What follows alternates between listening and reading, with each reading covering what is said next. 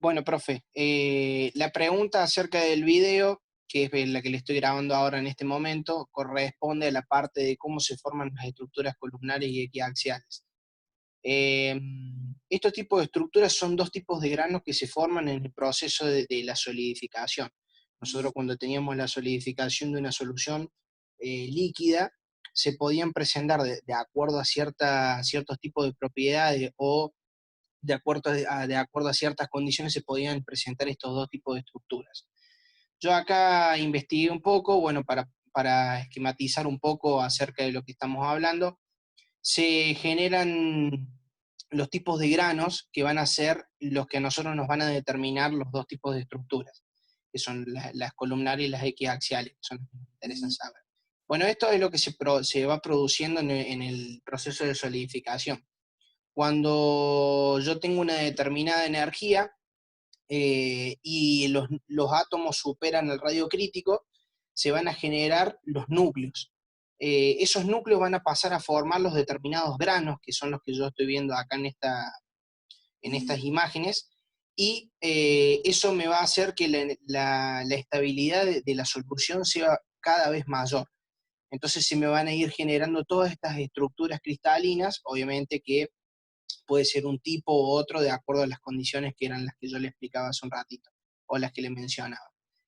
Estas estructuras que están acá se llaman granos, y estos son los límites de grano, que son las zonas en las cuales yo tengo condiciones similares, pero direcciones diferentes.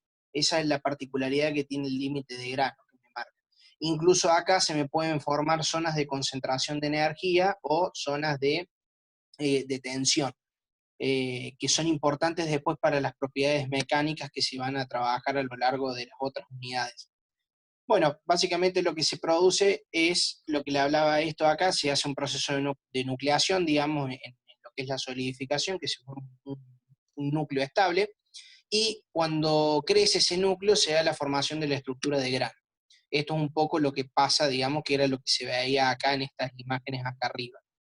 Este es el núcleo, este es el líquido, empieza el proceso de nucleación, se generan pequeños cristales que después van a formar las estructuras de grano que son estas. Y los límites de grano son los intersticios o básicamente las fronteras que se producen entre los distintos tipos de grano. Obviamente que estos granos pueden tener distintas direcciones.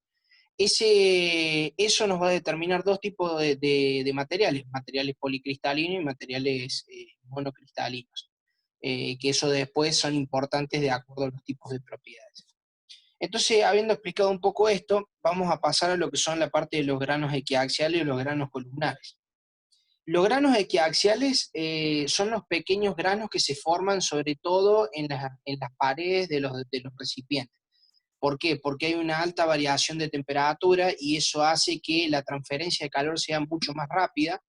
Entonces, yo no tengo tiempo a que se produzca un mayor tiempo de solidificación. Entonces, eso lo que me va a hacer una estructura de granos muy pequeños, muy finos, que sobre todo en las fundiciones o en las aplicaciones de metales de alta calidad es lo que se está tratando de buscar. Y los granos columnares son más alargados, son pequeños, delgados o burdos. Ya voy a buscar una pequeña imagen para mostrarle acerca de eso, para que vea cómo son los distintos tipos de granos.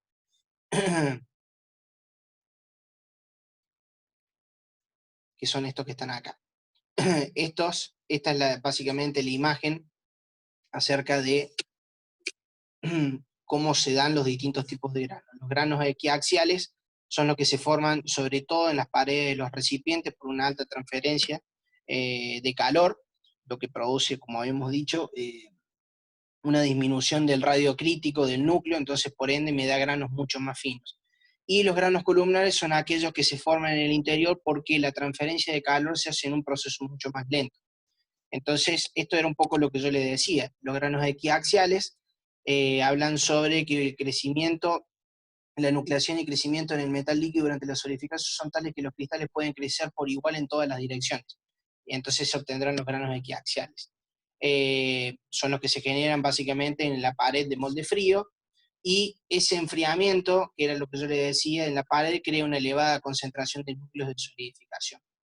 En cambio, los columnares son más alargados y se dan básicamente en las estructuras interiores de esos moldes y se producen justamente por esa diferencia de temperatura, que es mucho menor, y por ende el calor queda remanente. Entonces eso favorece a que los radios críticos sean mucho mayores y por ende la estructura de los granos columnares es totalmente diferente.